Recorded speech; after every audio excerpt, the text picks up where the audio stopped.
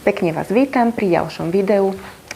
Už viete, že pracujeme s burdou, už viete, že si vyrábame vlastné strihy a tentokrát si ideme vyrobiť celkom zložitejší strih, ale myslím si, že všetko pochopíte tak ako vždy. Ideme si vyrobiť strih na sako. To už bude viacej dielikov, všetko si poďme vysvetliť. Zase som našla strih v tejto perfektnej burde, taký, aby sa vám páčil.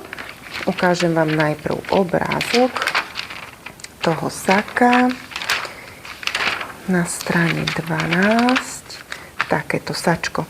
Vyzerá príliš jednoducho, sú tu nejaké vrecúška, je tu klasická fazónka. Ideme si ho urobiť strihu. Máme tu takéto čísielko. Hej, teraz vidíme, že to sako je 111. Už sú tam 3 bodky. Bude to trošku zložitejšie, ale zvládneme. Uvidíte. 111. Ja mám opäť odmeranú svoju klientku. Vy si opäť zoberte svoju vlastnú tabuľku s mierami. A čo potrebujeme na sako? Na sako potrebujeme obvod hrude, obvod pásu, obvod bokov, dĺžku saka, dĺžku chrbta, šírku chrbta, dĺžku rukáva a prípadne ešte obvod rukáva, aby nám aj rukav samozrejme sedel ako treba. Takže ideme si určiť veľkosť podľa veľkostnej tabuľky. Opäť použijeme hruď, pás a boky, aby sme si správnu veľkosť vytiahli z burdy. Poďme na to. Obvod hrude 102, takže hľadáme. Obvod hrude 102. Máme to medzi veľkosťou 44 a medzi veľkosťou 46. Takže zatiaľ neviem, ktorú veľkosť idem vyberať. Skontrolujeme si pás 86.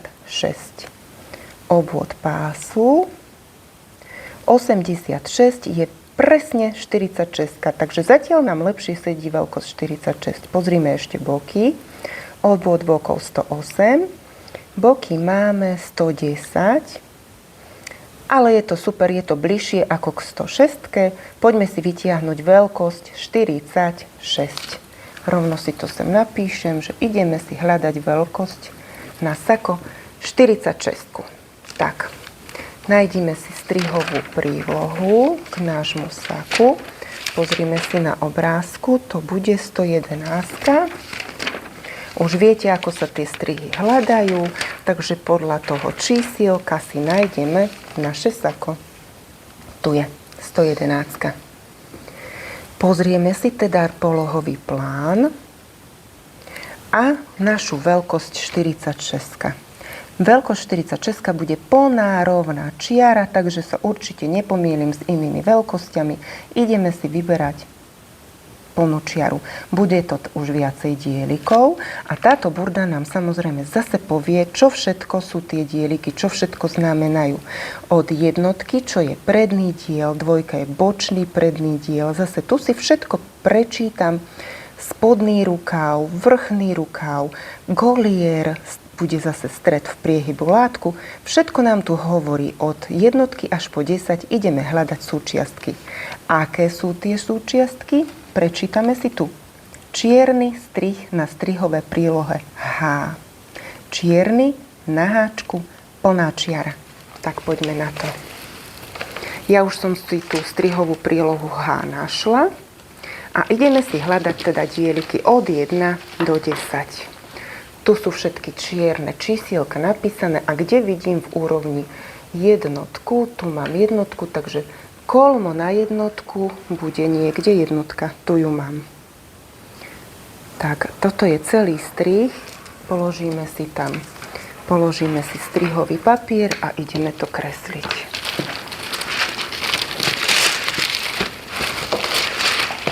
Zase robíme to tak, aby sme okolo strihu si nehali dostatočný priestor aj do dĺžky, aj do šírky, lebo čo iné budeme na konci robiť? Upravovať strih na našu veľkosť, aby sme mali dostatočný strih.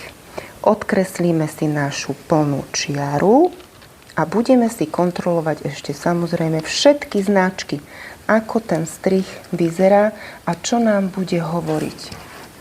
Plná čiara. tomto prípade je to super, lebo je to teda tá najväčšia možná veľkosť. Všetky značky, ktoré už vidím, rovno prepisujem. Vidím tu nejakú štvorku, tuto vidím malú jednotku.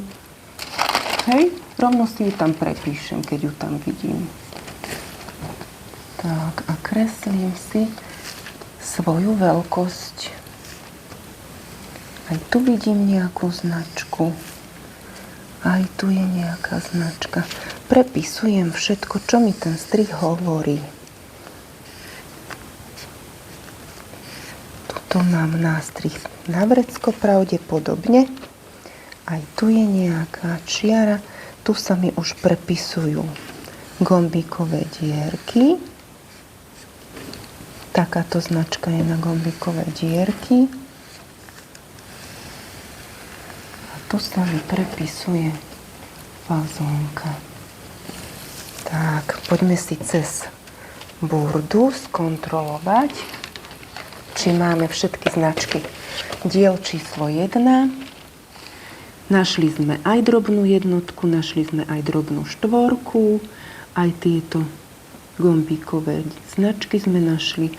Takže všetko máme poznačené, môžeme si povedať, že toto je diel číslo 1 a teda predný diel. Ideme hľadať dvojku. Tak, na strihu si nájdeme číslo 2, kde sa nám nachádza čierna dvojka tuto.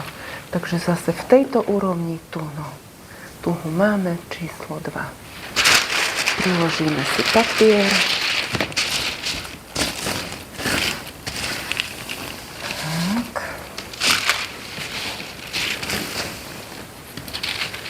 Zase, aby sme mali dostatok priestoru dookola, keďže budeme aj šírku, aj dĺžku pravdepodobne ešte upravovať. A opäť dávame pozor, aby sme kreslili našu správnu veľkosť. To znamená, v mojom prípade je to plná čiara. Vy si to samozrejme musíte pozrieť podľa svojich veľkostí. Tuto vidím drobnú dvojočku, hneď si ju tam prekreslím. Aj tu je nejaká značka, môžem si to tam rovno nakresliť. Tu vidím drobnú šestku. Tu je pásová čiaročka. Tak, toto máme teda diel 2. Ideme si napísať, skontrolovať, čo všetko tá dvojka ešte nám chýba, táto dlhá šípka. Takže aj tu musíme nájsť na strihu. Tuto ju vidím.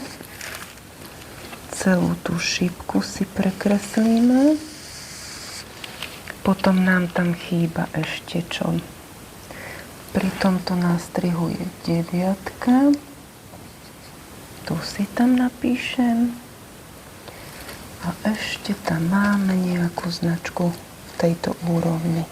Tak, toto je bočný predný diel. Bočný predný diel. Máme číslo 2, ideme trojku. Dielik číslo 3 bude zadný diel. Áno, a zase si všímam všetky tieto značky. Aj dlhá šípka, v páse je nejaká línia. Túto čiaročku hľadám, tu sú dve čiaročky, idem na to. Číslo 3. Číslo 3, máme tu, už to vidím. Takže zase toto máme trojka.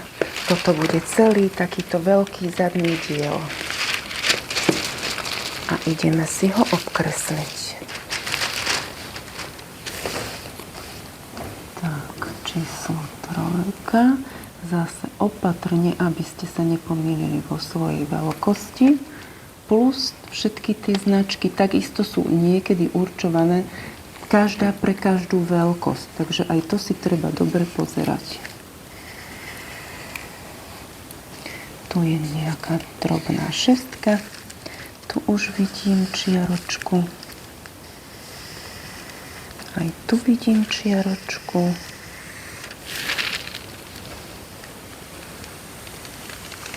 Tak.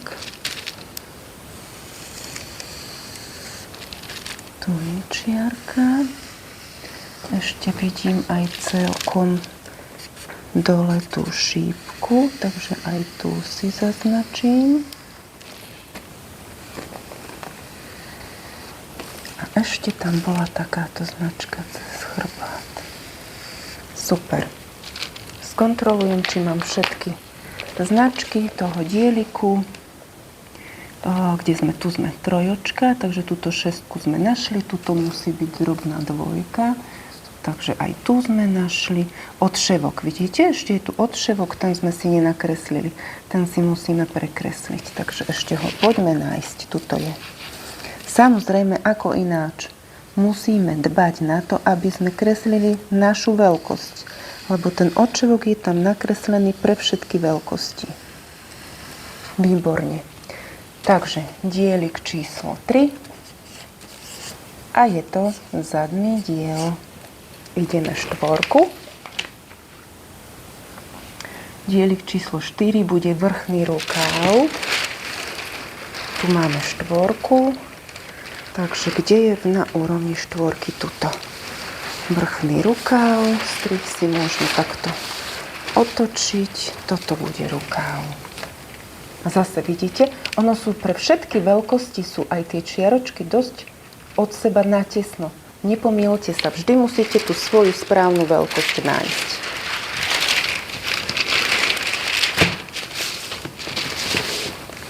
Takže vrchný rukáv. Tu vidím drobnú osmičku, tu vidím deviatku, to už rovno môžem si poznačiť.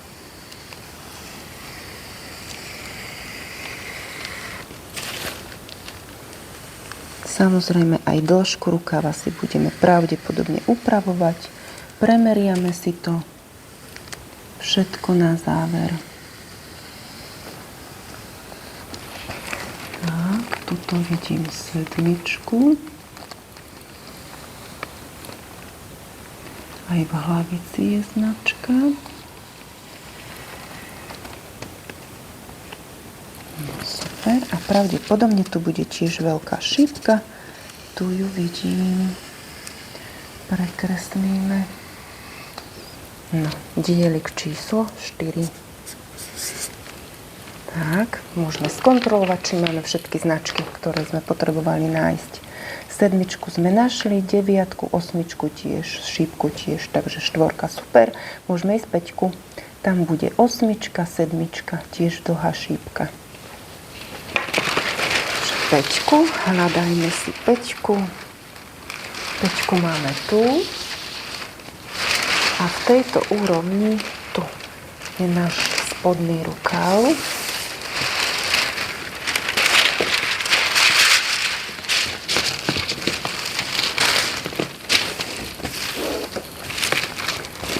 Poďme si ho nakresliť.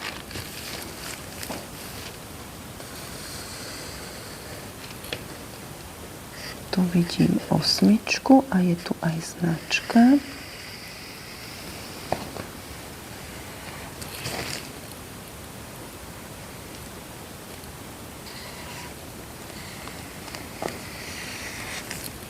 Tu máme značku. A tuto bola sedmička. Áno, máme ju. A ešte dlhú šípku. Keď budeme tie strihy ukladať na látku, ja vám presne vysvetlím, čo tieto šípky dlhé znamenajú, prečo sú dôležité.